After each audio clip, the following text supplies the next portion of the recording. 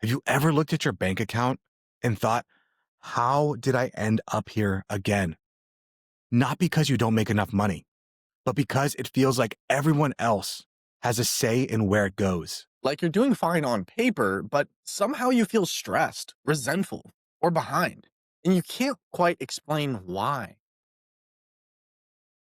And that's usually the moment people think that they have a money problem. But more often than not, what they actually have is a boundaries problem.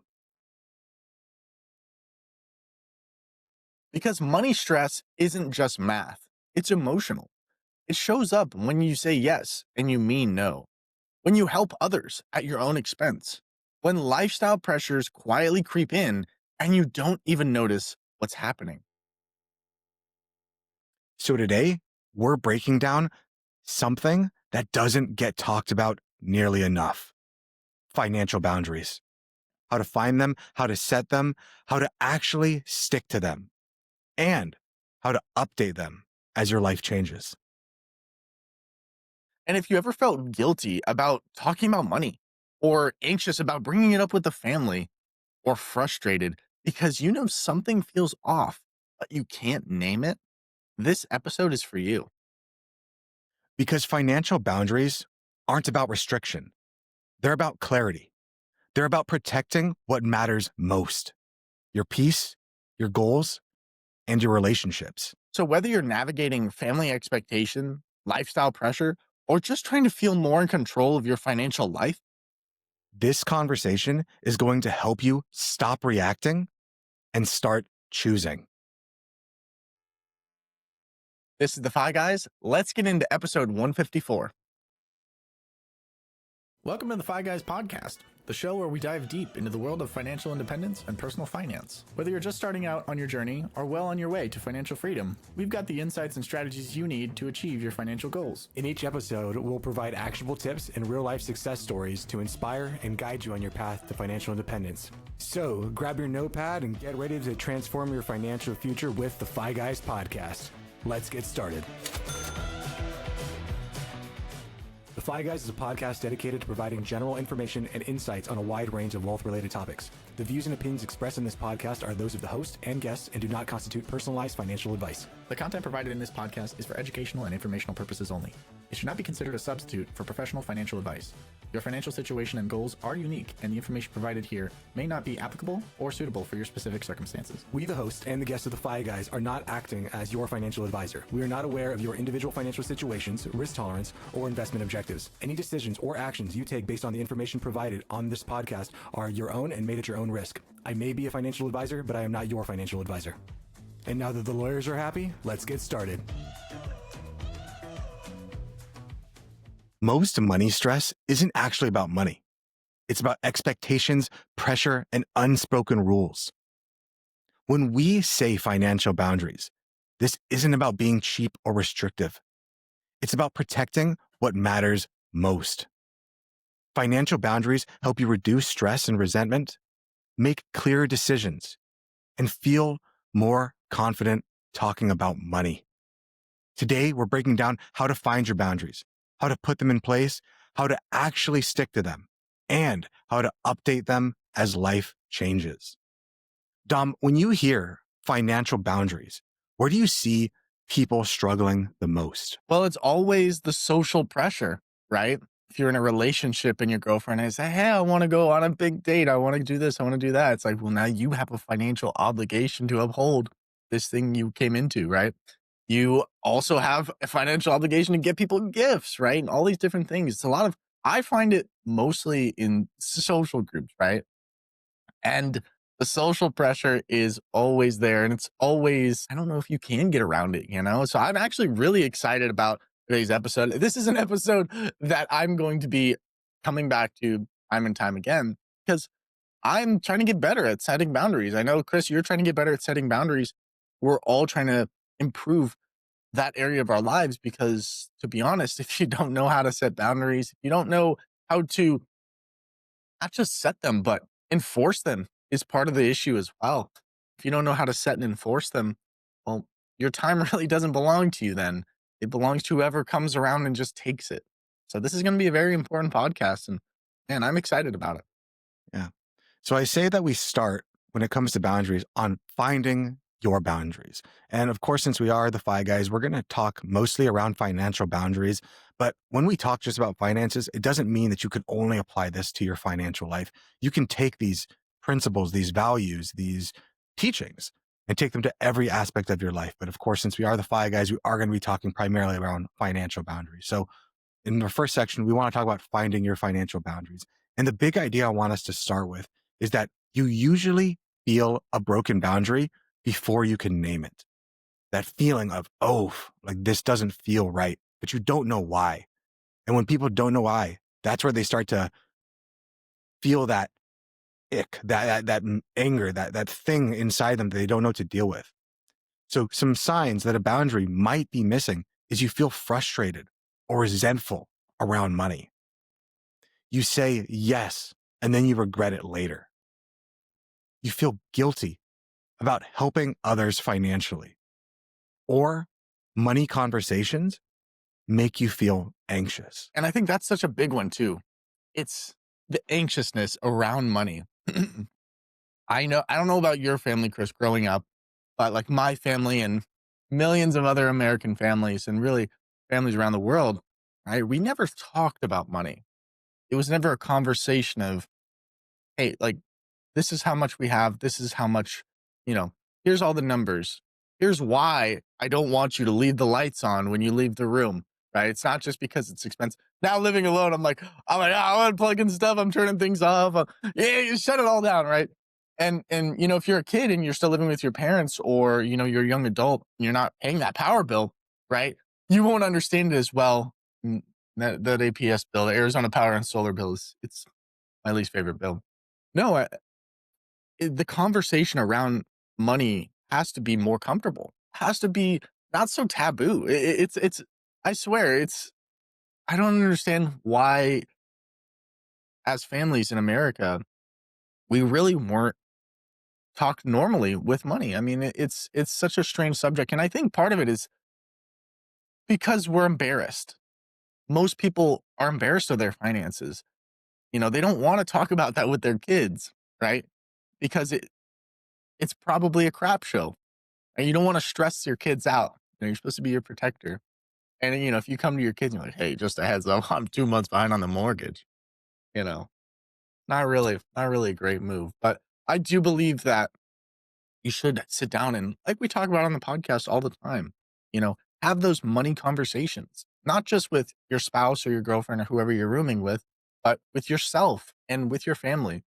Um, Now, granted, right, in your scenario, Chris, maybe it's probably not likely that you need to like sit down with your parents and be like, here's how my money is going. It's probably not necessary. It might be a little late for that. Um, but there is a great amount of anxiety around money. And hopefully today we can make a little bit of progress conquering that anxiety and really not make it so it's an embarrassing topic, because it Yeah. shouldn't be.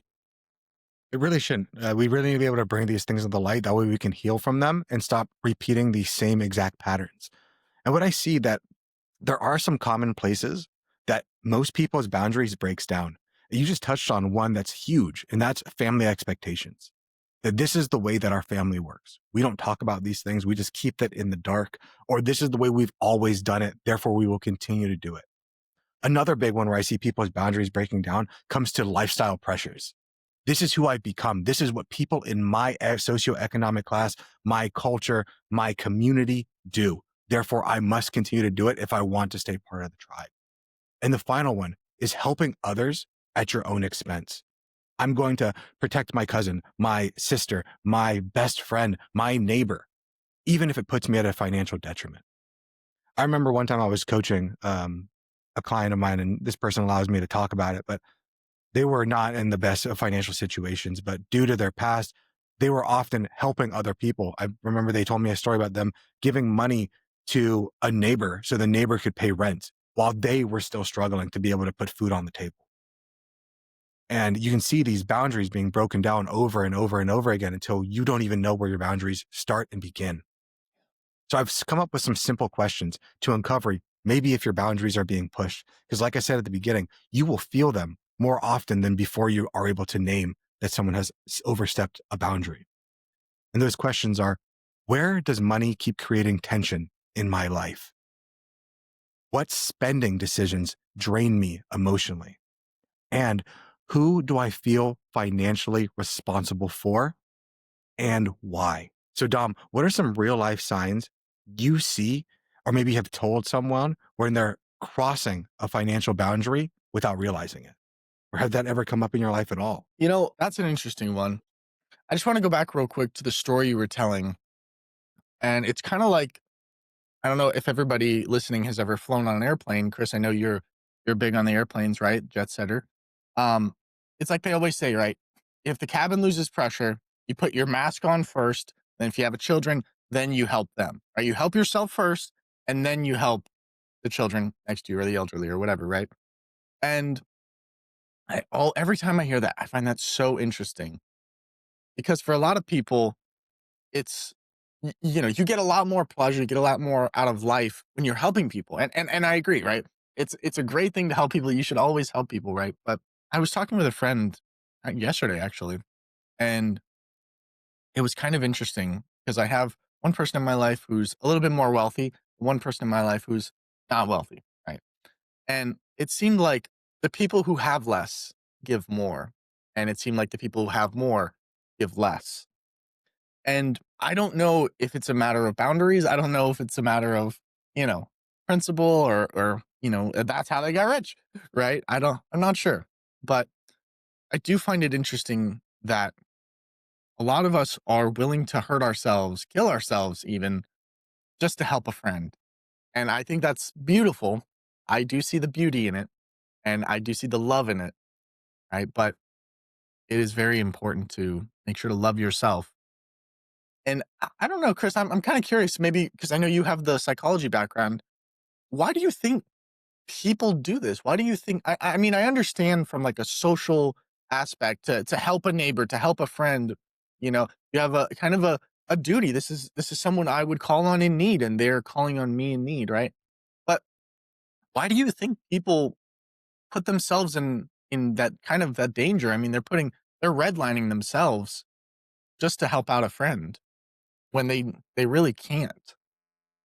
Yeah, and I think that when you think about that, we have to talk about like different societies and like how different societies view the self versus the collective. And in a more Western way of thinking, you know, America was founded on individuality, individual rights. And if taken to an extreme, that can become pathological, where you only care about the self and, F everyone else. But no one lives in relation just to the self. Like you have to live in relation to other people. The only reason any of us exist is because other people made choices to allow us to come into existence and took care of us to a point that we could take care of ourselves. And then there's the opposite side of the coin, the collective version, where you put everyone else ahead of yourself because that's the way that we move forward as a group. And there's pathology on that side too.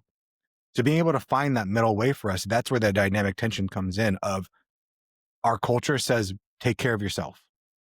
But our mental ethos, our everything inside of us says, but we also need to take care of the collective because that's the way our genes propagate. You cannot continue to move forward as a species alone. It will not happen. So life, evolution, genetics has over tens of billions or tens of millions of years embedded this into our operating system. So again, I say it all the time. We have a 10,000-year-old brain in a modern day body. Your brain still thinks that if I get excommunicated from the tribe, not only am I going to die a painful death, but no one will want to reproduce with me. And therefore my lineage will drop. It doesn't know that you're in a modern day that you can make it on your own. When I say you can make it, I'm going to put those really hard in quotation marks because you can make it. Yeah, you'll live, but will you live well? And it's kind of funny.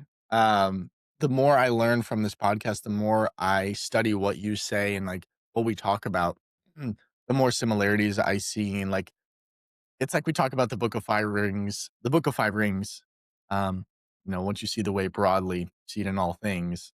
And it's like, oh man, it's like if you only just knew who you were, if you know thyself, right? If you knew who you were, you wouldn't be so concerned about petty things like being ousted or judged or the negative energy of telling it's like, "Hey, Chris, I can't help you. I want to help you. I can't help you though. I'm not in a position to help." Right? There's such great power in that, and I don't. I think the right person, the right friend, would respect you more for saying no. Would understand and would respect you more because a real friend, if I called on you for help, right, but it's gonna hurt you equally as I'm already hurting, right? Then I'm not a good friend. I'm not a good person, really. But they don't know that until you tell them, right? So that's why it's important to set boundaries and enforce them. Yeah. So in our first section, we talked a lot about finding your financial boundaries, and we uncovered some simple questions to cover those boundaries. Now, the next thing I think we need to talk about is how do we place those financial boundaries? How do we place those boundaries in general? Because I think too many people think that boundaries have to be harsh. They have to be exact. They have to be unrelenting. But in truth, boundaries don't have to be harsh. They shouldn't be harsh, but they do need to be clear. And what healthy boundaries sound like are calm, not defensive, honest, not over explained, and focused on what works for you. I think that's one of the biggest things is being able to focus on what works for you. And if it doesn't work for the other person, that's something that you can come to an agreement on as to how we're going to be able to deal with that moving forward. But if you're so focused on making sure that other people's boundaries are met or make sure that other people are happy first and foremost, you're going to be putting yourself into worse and worse situations. So some common areas to place boundaries when it comes to money is spending and lifestyle choices, family and friends, your work, your income, and your time expectations. I find that one is really big, especially when it comes to work. I feel like right now we're moving into a place where the economy is getting worse and worse. And now employers, they know that. And they're going to start to push a little bit harder. Hey, we need this from you. I need you to work these extra hours. I need you to come in on the weekends. Without having our boundaries in place, if you say, I need to make sure that this person is happy at the expense of myself, those boundaries can get pushed and get pushed and get pushed into a point where you feel that something's wrong, but you don't know how to explain it. And then eventually you end up breaking down. So the question becomes, how do we place a boundary without blowing things up? And I think it all kind of starts with clarity before our emotions. We have to be clear on what the issue actually is rather than just blowing up and saying, I'm mad and I don't know why, but I'm freaking mad and you need to fix it. You need to say what you can do before you say what you can't do. And this is a huge one when it comes to boundary setting of, hey, I hear what you're saying, and this is what I can do. I think what most people start with is, hey, this is what I need from you. And you say, I can't. Hey, I need you to come in this weekend for work. Can't do that. Another boundary could be, hey, instead of me coming in this weekend, what I can do is work an extra 30 minutes every day for the rest of the week. Or I can work remote on a certain day. Start with what you can rather than what you can't. And I think the biggest thing is keep it simple and present being focused. I think part of the thing that people get nervous about when saying no, it's like, well, what am I going to tell them? Do I have to come up with an elaborate lie? And I know some people do that, and that's not healthy, right? It's not, you can't be like, I'm sorry, I can't work this Saturday. I've got my great grandma's funeral. And then you see that person out at the mall. It's like, hey, what about that funeral? It's like, oh no, yeah, no, that's not going to work, right? But I loved what you were saying, Chris. I mean, it's you address what needs to be addressed first, right? And not let emotions run the entire situation, right? What I'm trying to do in this new year is really take out the emotions as much as I can, but use them when I need them, right?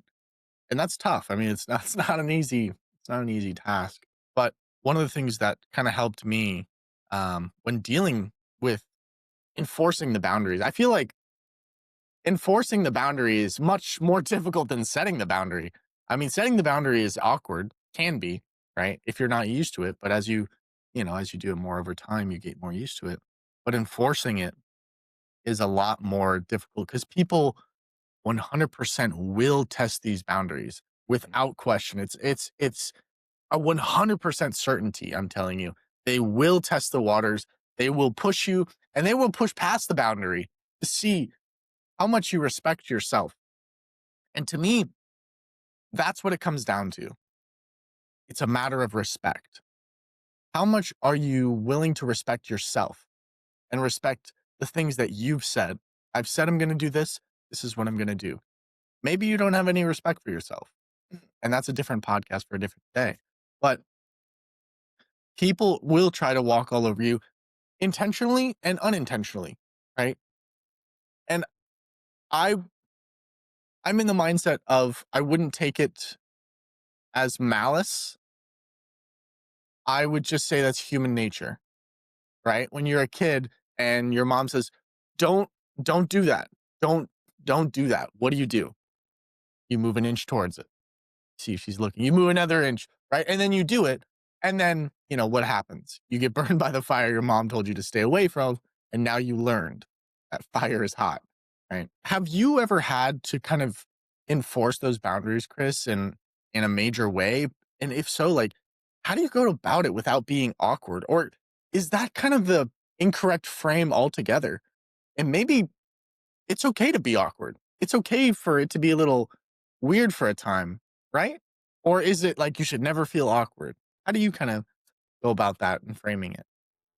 I know for me, yeah, and yes, I have had to place big boundaries in front of people, in terms of relationships, in terms of family. Most recently, it's been boundaries around work. And yeah, I feel a little awkward, but I know for me, I'm very much a people pleaser. Like I have a very, um, my attachment style is not like a secure attachment style. So I feel like I need to be the person to like subjugate myself to hope that the person will accept me.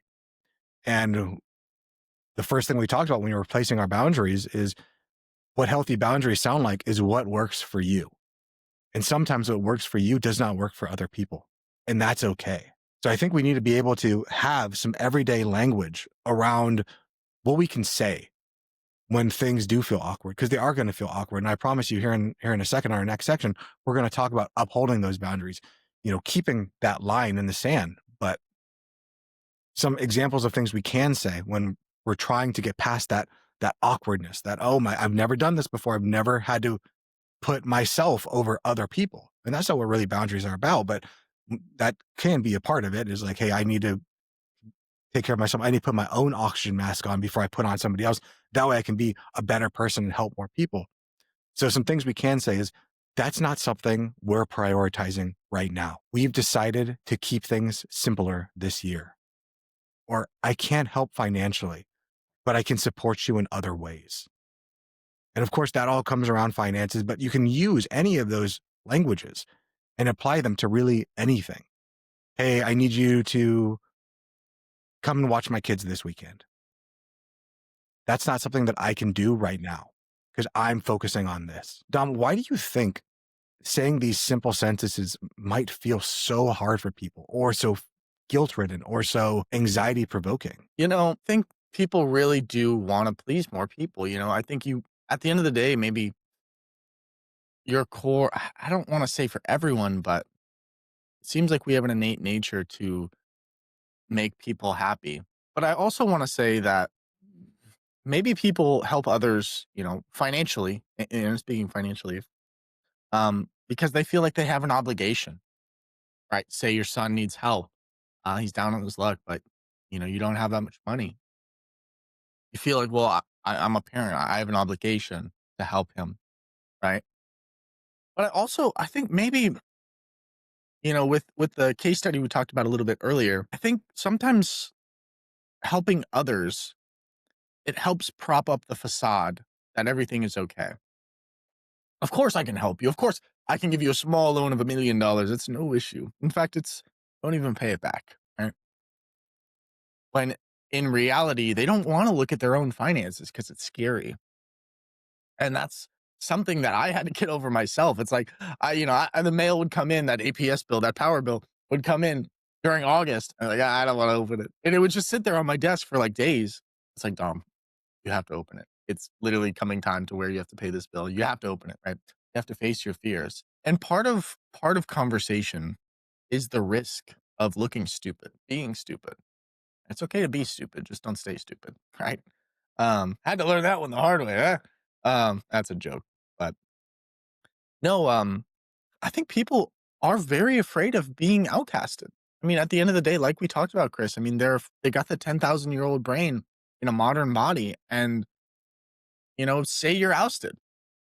The wife is like, You're done." The parents are cutting ties with you, right? Well, then what? Then what? Do you fall apart, or do you just pick up what you have and move on? Right? Maybe you go live another life in Japan, start a new family. I don't know. Um, the dream for some people, but yeah, I think it's one of those things, Chris, that as humans we have to get better at conversing with each other. It's so interesting to me that we're so lackluster on interpersonal communication, and yet we talk to each other every day. I think it's one of the things that we have to get over as humans. It's like it's Yeah. okay to say no. It's okay to And say no.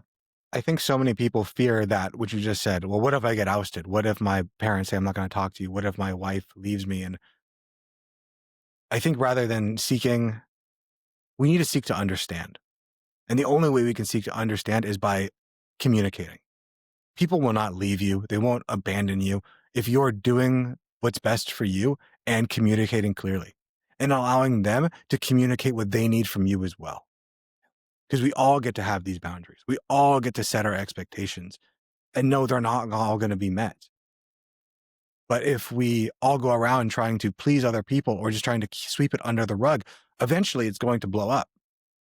Eventually you're going to have that nexus moment where it all comes to fruition and we have this, that's what the midlife crisis is about. That's what, you know, the man in his 50s or 60s screaming in a Walmart is about. That's where it all comes down to is like, I've held all this in for so many years. And then eventually there's the snowflake on the mountain that creates the avalanche. I want to move on to talking about how do we uphold our financial boundaries? How do we uphold those boundaries in general?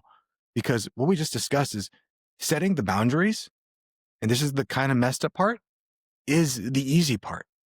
Saying these are my boundaries, that's the easy part. The real work comes in holding the boundaries. Like you said, Dom, with a kid, hey, don't do that. But if you don't keep on saying don't do that, they're going to keep pushing, keep pushing, keep pushing.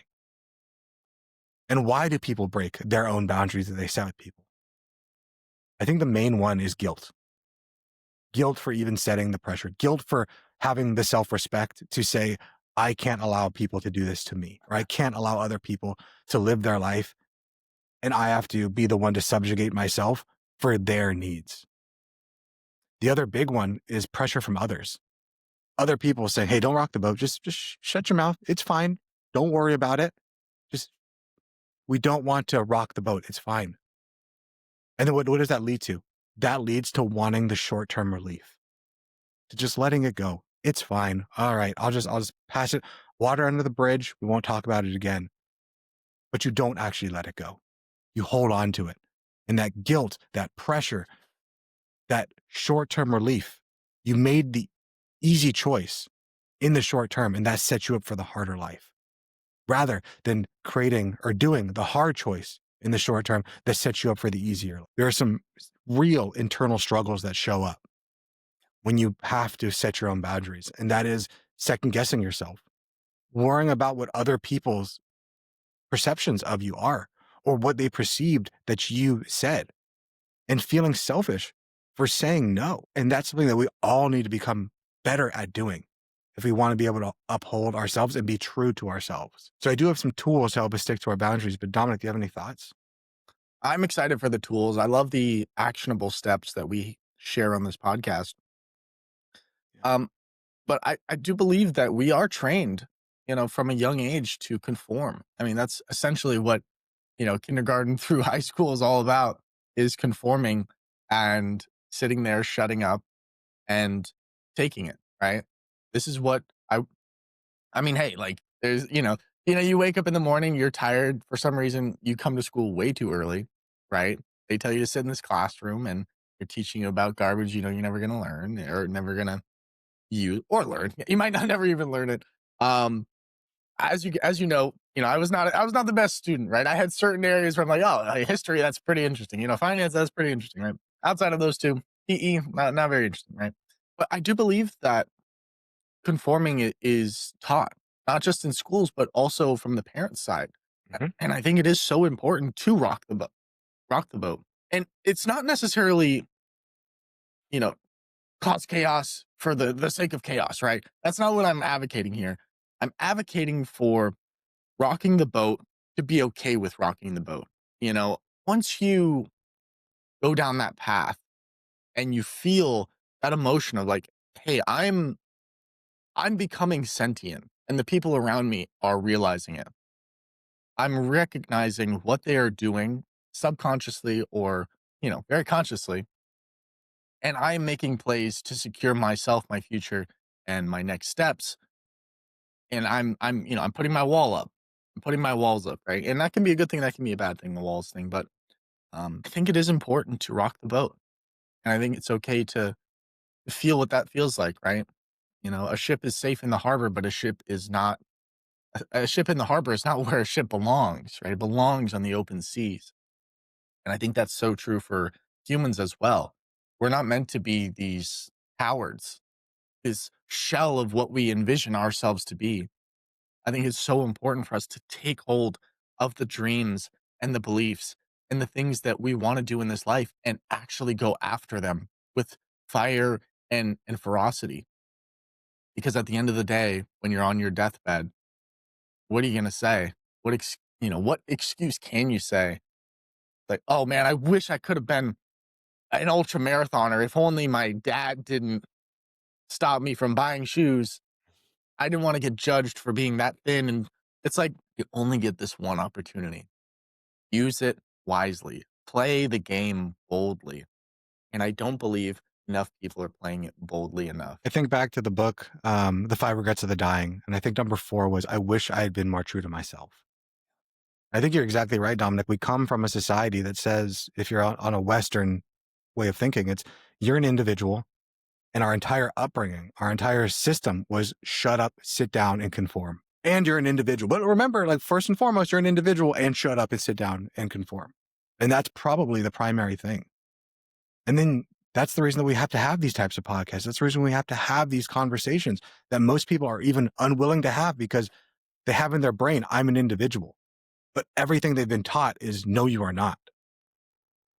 Shut up, sit down, do what you're told, and do these other things. It's kind of like, you ever seen the Barbie movie where they're talking about all the hypocrisies of what it is to be a woman? You need to do this and do this and do this. It's too confusing. It's too impossible. So what do? They shut down, or they go too hard in one direction while forgetting that the real path, the path to enlightenment and the path through life, is this middle way. So I want to help us with some tools to help boundaries stick. And I think the first thing we need to do is we need to decide ahead of time, not in the moment. This is what I'm going to do when this happens. Because I think a lot of us, we say things like, oh man, if that happened to me, this is what I would do. You don't know who you are in a fight. You don't know who you are in a bad situation until you are in it. Like, I know for myself, I wish I am the person that could fight. I wish I was that person, but I am the person that freezes. And that's the reason that I train how to fight, is because I know that my natural proclivity is to freeze and to see what happens. After we have decided what do we want to do ahead of time, we need to revisit the original why. Why are we setting these boundaries? Why are we doing these things? Because in the moment, that why goes away. And it's just like, oh, well, I have to do this thing, or I guess I have to push out what I want. But if you forget the reason why, it's not going to come back to you. It's not going to have that emotional resonance for, no, this is the reason that I need to uphold this boundary. And we need to separate helping people from rescuing people. I think too many people, when it comes to financials, we forget that there is a difference between helping and rescuing. We can help people, but too many people believe that we need to rescue them. In order for me to be a good person, I have to save you, not give you the tools to save yourself. Teach a man how to fish and he can feed himself for a lifetime, but give a man a fish, he will eat for a day. So some helpful reframes we can use around boundaries are, Boundaries reduce my resentment. By reducing my resentment, I can protect my relationships. And the boundaries create consistency and trust with those relationships, with the people that matter most to me. So, Dom, what would you say to someone who keeps breaking their own financial boundaries? And I think it's a I was going to say, and if you don't know what to say, I always think of what Mufasa said: remember who you are. that's that's amazing. That's I love that. Um, that's way better than any answer I'm gonna give, to be honest. You can't beat Mufasa. I mean, we're talking prime Mufasa here, unbeatable. Um, no, for someone who keeps breaking their own financial boundaries, it could be multiple things, right? It could be a lack of clarity on the vision that you're trying to achieve for their own life financially, right? If I'm in a basketball game and there's 30 seconds on the clock, I'm down by one, I have the ball, and I just throw it out of bounds. Well, that doesn't make sense. I know how to win the game. I go down, I put the ball in the hoop, I score, I get points, right? And for someone who keeps breaking their own financial boundaries, well, it seems like maybe there could be, you know, they don't know what needs to be done. There's a lack of clarity on how to win this game. Um, that's one thing. On the other side, maybe they do know exactly what they need to do, right? Maybe it's a matter of respect, laziness, right? I know in today's society, it's very easy to be lazy. One of my New Year's resolutions was literally to kill laziness. I hate seeing it. I hate it disgusts me in in anyone, and that's a problem, right? But if you don't have enough respect for yourself, or maybe even self-belief that I can't be financially successful. There's boundaries. I can't even enforce them. Like, what do I do? Like, I don't, it's like, take a deep breath, take 3 seconds, calm, don't think anything. And now let's restart, right? Like, okay, here's our goal. It's clear. Here's how we get to this goal. Cool. We have to stay within these lines to get to where we're going. If we divert from our path, well, why? Why are we diverting? And I think it's all about having an honest conversation with yourself and understanding, why are you doing this? Is it self-hatred? Is it lack of motivation? Is it XYZ? It could be a million things, right? It's going to be different for other people. But I do think it's always important to reset. If you find yourself off off the path, reset, recenter. And one of the things you said, I was writing it in my notes while you were saying it, that I absolutely loved. Um, you were talking about how, in moments of action, you tend to freeze. That's why you're training, you do your jujitsu, you're training to be tough to kill, right? And that's one of the things that I've been trying to focus on more this year is I know I'm not a god. I have weaknesses. I can bleed. Um, no, I'm just a mere little human. But I have weaknesses, I have strengths, right? I know what my weaknesses are, right? Sometimes it's a little bit of laziness, right? Sometimes it's XYZ. Um, but it's important to plan around those things. And like you were saying, Chris, to expect them and then train against them, train to no longer be that type of person. And that's why it's like I've been waking up a lot earlier. I've been, when, I'm done with my plate, I don't just put it in the sink. I wipe it off and then I put it in the dishwasher because I'm not trying to create more work for myself tomorrow. There's no sense killing Dom of tomorrow for Dom today, right? If that makes sense. That might be a bad analogy, but um, I know I kind of went off on a little bit of a tangent there, a little bit of a ramble, but it's a deep question. What would you say to someone who keeps breaking their own financial boundaries? There's just so much to unpack, you know? Yeah. I think another thing that you touched on a lot of things. One thing I'm thinking too is it comes down to fear of being ostracized, fear of hurting somebody else, fear of your boundary being pushed and being told that your boundary is not a boundary worth having, or that somebody else's needs, or that your needs need to be subjugated to somebody else. What I think that really is a fear of communication. It's a fear of talking through, this is what I'm thinking, this is what I'm going through when you say things like a fear of being ostracized, a fear of being let go, a fear of being let down. And only by confronting that fear can we actually move past it. Now, I do want to get into updating our boundaries over time. And of course, let's go back to finances because I feel like we kind of moved off topic and moved A little bit, from yeah. finances to the general reality of boundaries. And again, apply this to every aspect of your life. But let's move back to the finances and updating your financial boundaries over time, because regardless of talking about finances or boundaries in life and other areas, your boundaries should grow as your life grows.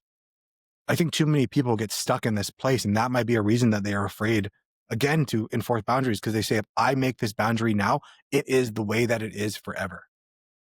And the only constant in life is change. Nothing is forever. So there are some reasons why your boundaries need to change financially. Number one, your income changes. Number two, your family or your relationship changes. Business growth or business setback, and shifts in your priorities. Again, this just doesn't apply to finances. This applies to everything, minus the income growth. Like, that doesn't really apply to everything.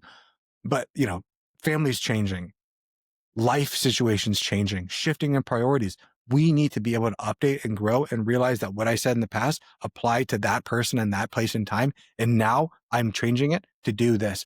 And you need to be able to communicate that these boundaries have shifted because of this. That way you don't seem wishy-washy. That way you don't continue to be or begin to be unexplainable or undetermined or just confusing to be around. I'm sure you've been around people like kids. This today. I want you to call me Dragon, and tomorrow I'm this, and then tomorrow I'm this. Without that consistency, we all kind of break down, not just kids. So there are some signs that your boundaries might need to be updated. And those are when they start to feel overly restrictive, when it doesn't fit reality.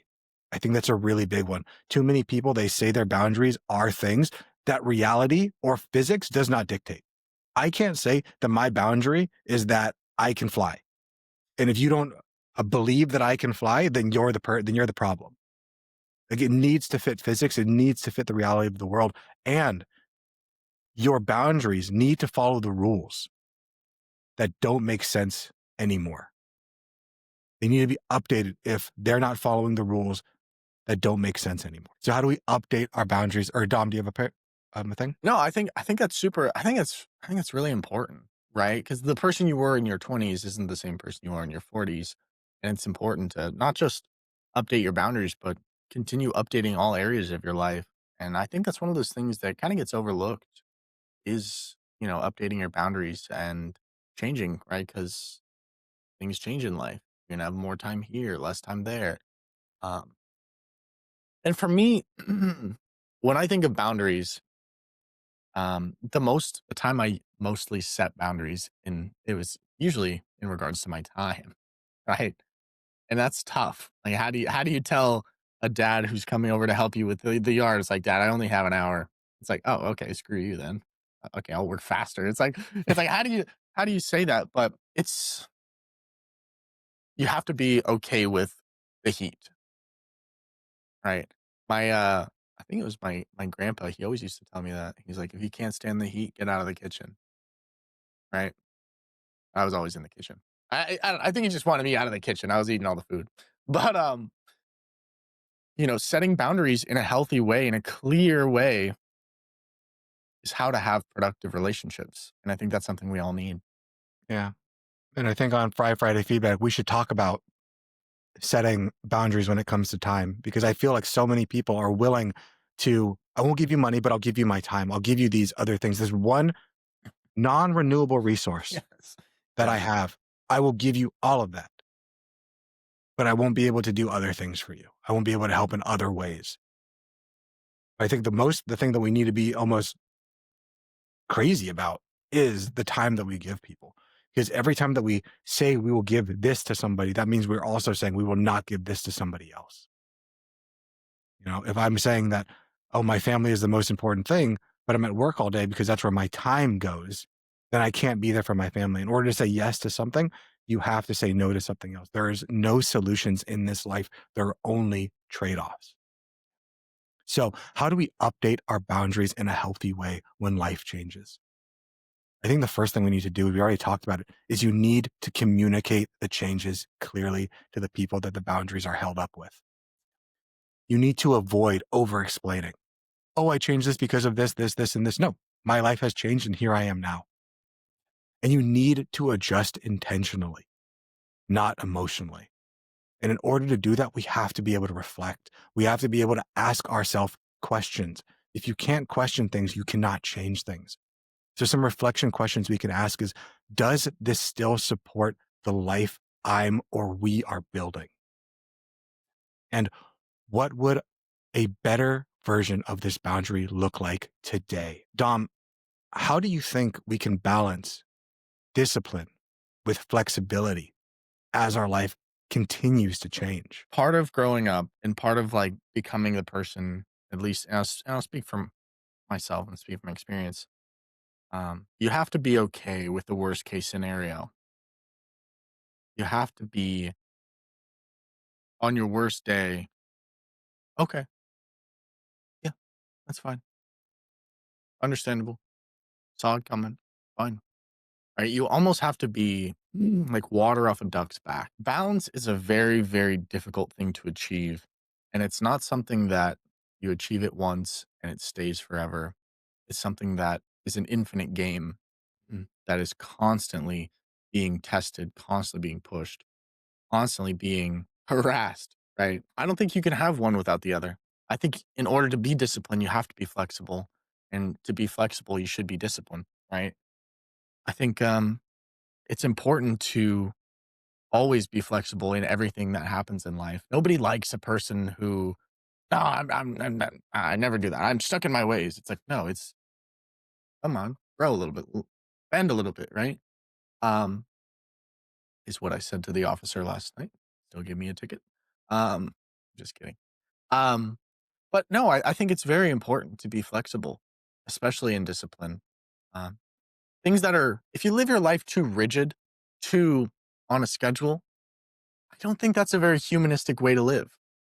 I think you need some adventure. You need to be flexible. You need to allow yourself the moments where, hey, I am gonna mess up. Like this year, right? Like I talked about earlier. I'm trying to my war on laziness, combating it right now. Um, and I don't see myself as a very lazy person. To the average, I'm not lazy, but to myself, and you're always harder on yourself. But I know I'm gonna mess up. I know I'm gonna be lazy. I know I'm gonna test my own boundary that I set, the rules that I set in my game. I know that crazy enough, I feel like I'm schizophrenic, right? I'm battling against myself, right? But you have to plan for failure sometimes and plan around it. I mean, a lot of what we're talking about can be negated with proper planning. Um, and I think that's one of the things that we don't do enough of because we're too afraid to look into the abyss. I'm like, wow, if I fail, if I lose everything, the wife leaves, the parents hate me, I run out of money, then what? Like what happens? Like we're too afraid to kind of look into the abyss. I think the more time we spend, I'm not saying all your time should be looking into the abyss, right? But I think it's very important that we look into the abyss, we plan for everything as much as we can, but we're also flexible with whatever happens. And part of that is just knowing yourself and being confident in yourself, in your ability to, even on your darkest day, get through it and get to the next day. You know, this morning I actually heard an interview with Angela Duckworth. She wrote the book How to Change. And in it, she was talking about this experiment that they ran where they gave this group of participants a few different groups. And one of the groups was, it all came to working out. Like people wanted to become more healthy. So they gave one group of people, you will work out every day at 7 a.m. or at a specific time is your workout. And then they gave another group of people, you will just have to work out at some point during the day. Just work out. And they all thought that at the end of the time, we all know that the people that are consistent, that have the daily schedule of I do this at this time, they will remain more consistent when it comes to working out. What they ended up finding was the exact opposite. And the researchers were so confused because like they were like, no, we're supposed to find this, but we're finding this other thing. And what they ended up coming to the conclusion of is when you have this rigid schedule that is not flexible, and life happens and I miss my 7 a.m. workout, well, it's effed anyways, so we'll just won't even do it. We'll try again tomorrow. And if you do that enough times in a row, you're done. Like you're like, I'm not even going to try anymore. Well, you have a flexible schedule. If I'm going to work out some point in the day, 7 a.m. didn't work out, it's okay. I can do a 15-minute workout when I get home from work. I can do it later. I can do something that I actually enjoy at some point. That works a lot better. We need to have discipline and we need to have flexibility because life will change. We need to be able to update our assumptions and our beliefs and the way we do things to the vicissitudes of life. And it also, when you were speaking and saying that story, it reminded me of perfection versus progress, right? And I know all of us crave perfection, right? Because when you were talking, I was like, yeah, obviously the 7 a.m. group they're gonna destroy the other group. I mean, it's not even close. Um, Sorry, somebody's mowing their lawn outside. I don't know what the hell they're mowing in the desert. We ain't got no grass around here, so I don't know what's going on outside. I think it goes back to like what I was saying, perfection, progress over perfection. And as you were telling that story, I I viewed discipline up here and flexibility down here, but now I'm like, maybe it's equal. Maybe they really are equal. You truly can't have one without the other.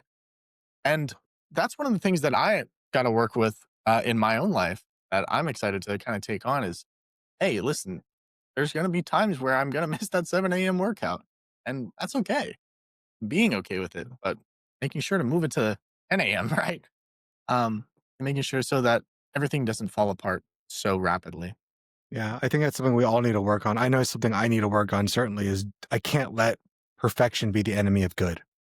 Can't let the, perfect be the enemy of good enough. That's one of those big things for me is like enough. What is good enough?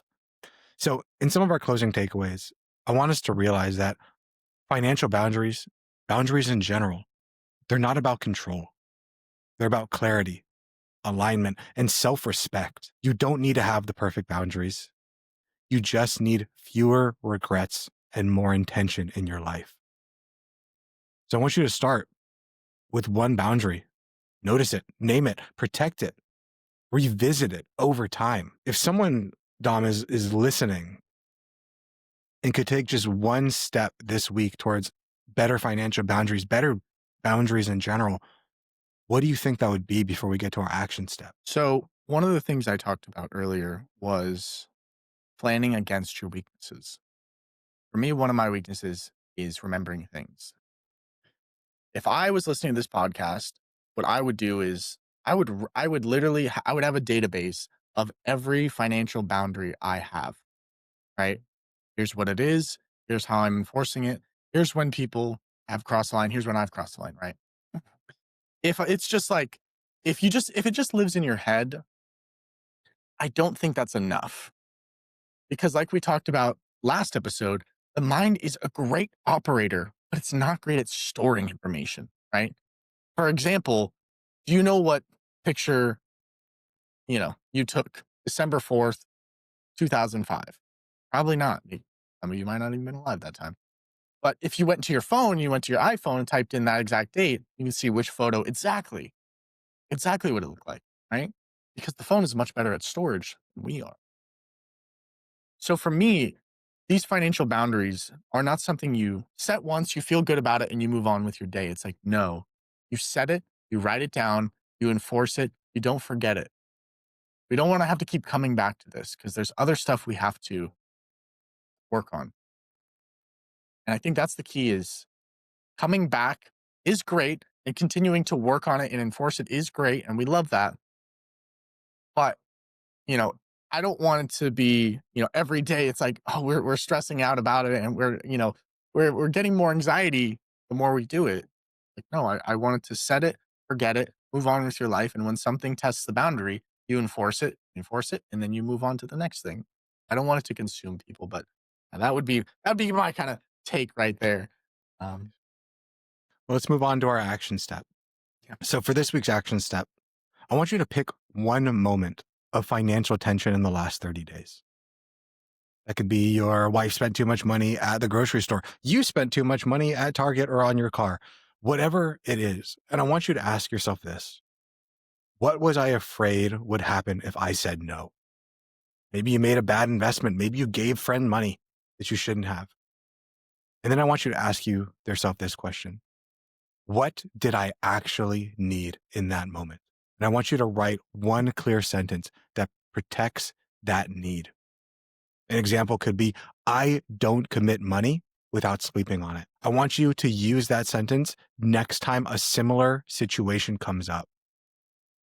I want you to remember this. You're not trying to fix everything. You're creating one boundary you can practice and build confidence with. We're not asking you to go from where you are right now to being a boundary master. I'm asking for 1% better.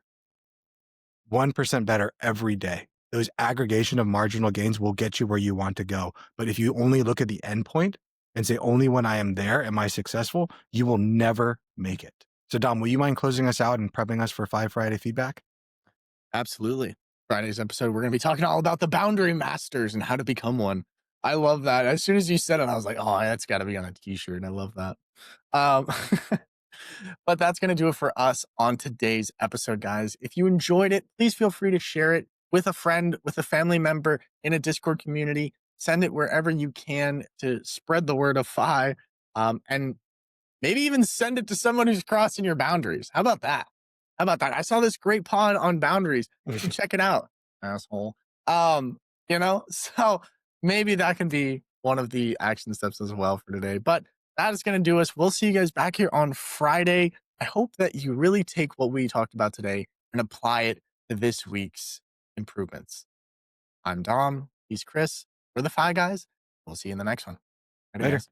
Peace. This video podcast is sponsored by Monzon Wealth. The content in this podcast is for informational purposes only and should not be considered financial advice. We do not endorse specific products or services. Past performance does not guarantee future results. The opinions expressed are those of the host and guests, not the podcast sponsor. It is crucial to consult with a qualified financial advisor or professional who can provide advice tailored to your specific needs before making any financial decisions, investments, or taking any other actions. If you are seeking specified help, you can reach out to Chris at monzonwealth.com.